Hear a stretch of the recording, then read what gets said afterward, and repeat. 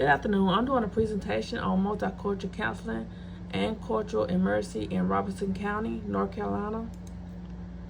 The purpose of this presentation is to share real-life multicultural experience with the Lummi tribe, to connect culture to counseling practice, to highlight the role of self-awareness, family system advocacy, and social justice, to apply biblically informed counseling perspectives. Who are the Lummi tribe? The Lummi tribe is the largest Native American tribe east of the Mississippi River. They are primarily located in Robeson County, North Carolina. The town of Pembroke is the cultural center of the Lummi tribe community. There is strong identity rooted in family, land, faith, and community traditions. The experience for over 14 years that I lived in Robeson County before I moved here to South Carolina.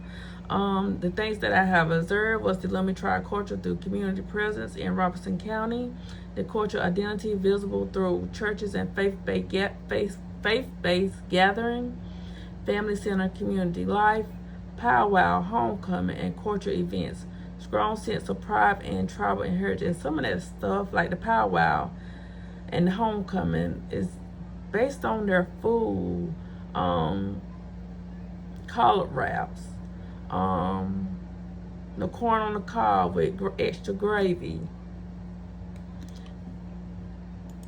the cultural family system. The family is central into identity and decision making. Strong respect for elderly. Community support is often preferred over outside system. Collective identity is valued over individualized. Mental health and health-seeking pattern. Historical distrust of outside system can affect counseling participation. Some concerns are addressed through family, churches, or community leaders first. Generational trauma, poverty, and systematic equality impact well-being. Social justice systematic challenges. History of racist segregations under resource school, ongoing economic hardship in part of Robeson County, environmental justice issues in tribal areas, long-standing struggles to full-time federal recognitions. So here is the officers above. I work with both officers for outside resources for the SAFE program. The SAFE program is a program based on helping individuals in the community that struggle with homelessness, drug addiction, mental health, and getting them individuals into treatment so that they can better prepare and work on an individualized treatment towards their recovery. Here is a picture of myself and other counselors, the role that we play, practice cultural humanity, understand the impact of historical trauma, avoid using only Western individualized counseling model, build trust through respect, listening, and collaboration. So this is a picture of us attending a meeting just to get the statistics of the population of individuals that's in recovery in Robeson County, and then in North Carolina as a whole. Just showing us the statistics of which county is higher in addiction. Here in Robeson County, the counselors advocate for their individuals, assess cultural responsibility, mental health services, environmental justice, educational and community resources, support clients' voice within larger systems. Self-awareness, bias for reproduction. Counselors must examine their own assumptions about poverty, family structures, health-seeking behaviors, cultural humanity, allowing the clients to be the impact of their live experience.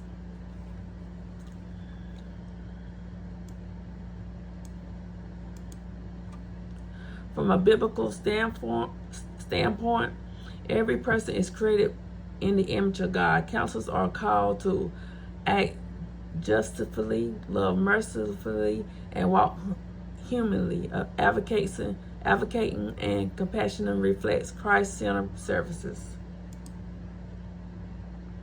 Here's another picture of, this is the powwow, basically. It's strong family bonds, deep spiritual foundation, cultural pride and resilience, community unity. One thing that I still encounter is using the stick.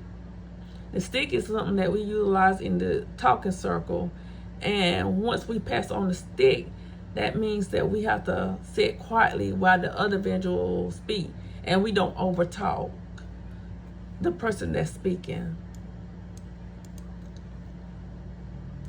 Key takeaways for counselors: culture shape worldview or healing.